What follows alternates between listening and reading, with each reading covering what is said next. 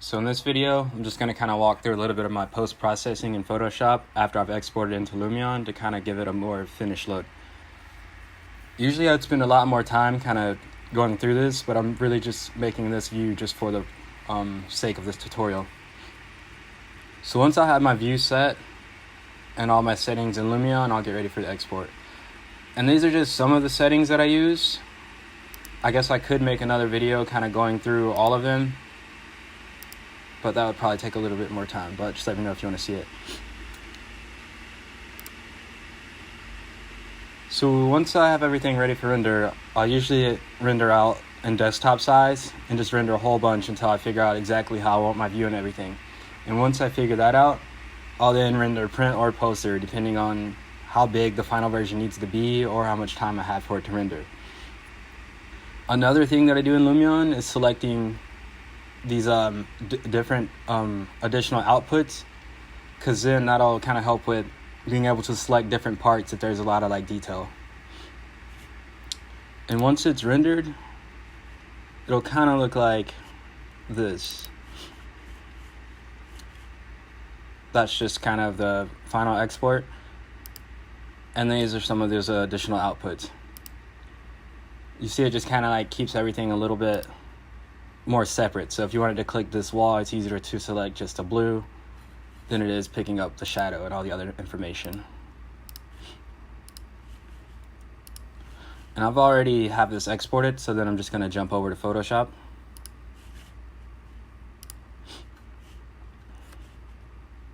I'll hide some of these layers. Kind of walk backwards through it.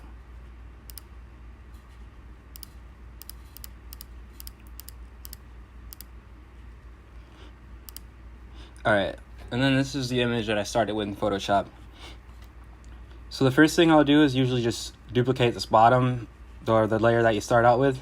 Just right click and then duplicate layer, just to have an original file to come back to. And then the next thing I'll do is usually just, if you go to filter and camera raw filter,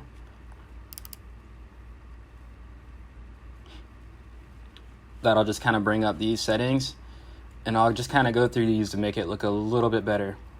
And the cool thing about doing it this way is you can always go back and edit it if you don't like the way it looked. I'll first just start changing the temperature. For this, I just kind of warmed it up a little bit. Adjusting the exposure, make it a little brighter, playing with contrast, highlights, and shadows.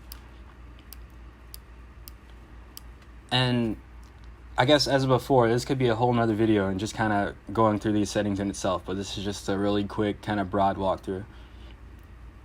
I'll bump up the clarity just to make everything look a little bit more crisp, add some dehaze, and sometimes play with the vibrance and saturation depending on the image. Another thing I'll do is just kind of run through the tone curve, just to kind of add some more contrast and make everything a little bit more separated. And then the next, I'll just go to detail. Kind of bump up the sharpening a little bit, and then kind of add in some noise reduction, just kind of smooth it out a little bit. If you're ever curious to see kind of what an effect does, just either move it all the way to the right or left to see the most dramatic, and then find a happy point in between. And like I said, you'll be able to go back and kind of edit this later.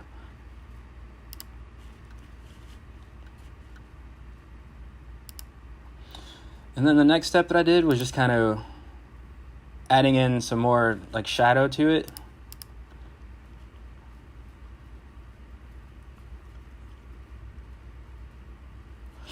And I did this by duplicating the layer that I just made. Remember, just right click and then duplicate. And then I did the camera raw filter once again, just to make everything the same layer as before, but just making it a little bit darker. So then the next step would be, once you have that, if you right click the layer, or not right click, if you click the layer and then you go to this clipping mask at the bottom that says add vector mask,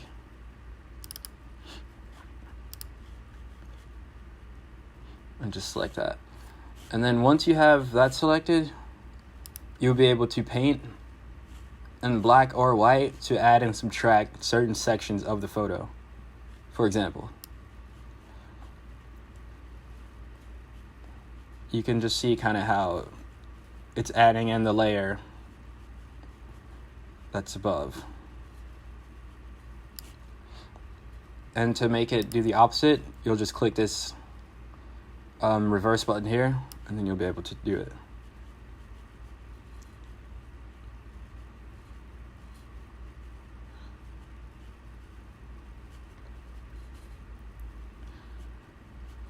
And I think black takes away and white adds the image above.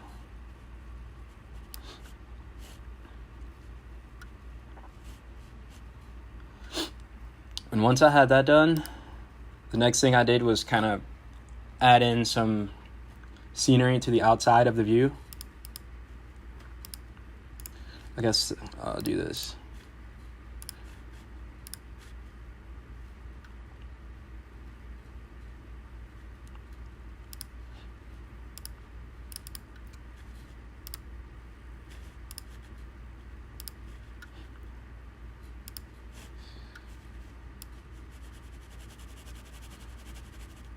Okay, so this was the full image that I had. And then what I did was just the same method that I did before. You just select it, click this add vector mask at the bottom down here, this clipping mask, and then you just paint on in black to take away from it.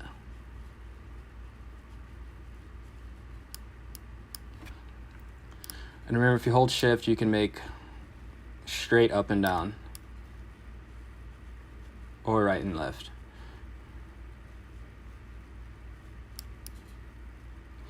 And just really roughly, that's how I did it. You can spend more or less, time on it to make it really perfect. That's just kind of the method. And the next step was kind of applying the same method, but just with a different photo to just be able to add in more layers. This was the original photo. And then I just kind of took bits and pieces of it and just kind of like merge it into the image to make it look more realistic. And then just have that same method going, but just adding more and more kind of elements to it. Another thing I didn't want to leave the screen like blank, so then I just added in just a photo. Because this is a music room, I decided to just put a photo of a working Ableton Arrange view. And then added in a scale figure. And another thing that you can do in each kind of piece that you put in, you can use the camera raw filter to edit each individual piece to make it the colors kind of match the scene. If something just doesn't look right or it's obvious that it was pasted in there, you can use that just to kind of make it match a little bit better. And every time you bring in an image, you really just want to use this clipping mask tool at the bottom, just so you can, I guess, be able to have the information later in case you want to, be able to bring something back, for example. And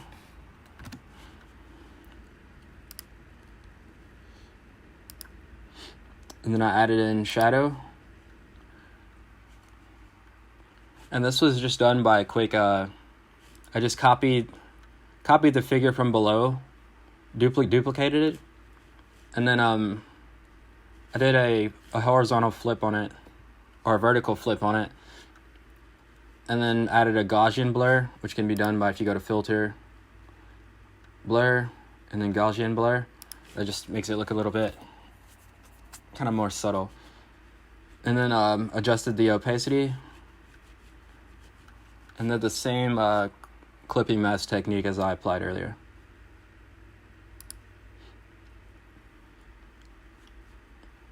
And same techniques, I just kind of added a photo along the wall. And you can do a perspective warp if you hit Control T. And then if you while holding Control, you can then select each of these little points, and it'll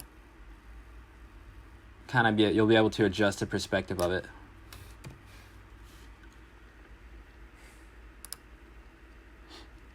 Added in another layer on top of that, and then added a blur to it just so the image is not too crisp. And then lastly, I added a final touch-up layer just to kind of bring everything together and make it more cohesive.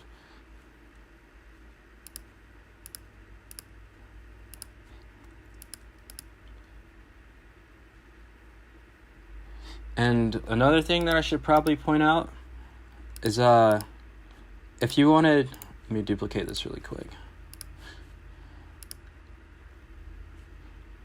If you wanted to add an effect to a specific part of the image, like say if I wanted to only I guess adjust the colors of the scale figure, what you would do is if you click this little half moon down here, select the effect you want.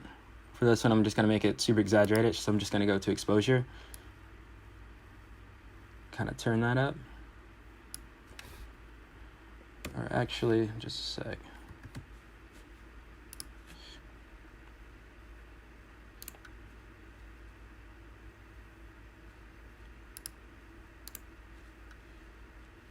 Okay, so once you select the effect, what you want to do is you want to click create clipping mask, and it'll add it, make this little arrow to add it on the layer that's below it, and then you can adjust the effect on the object.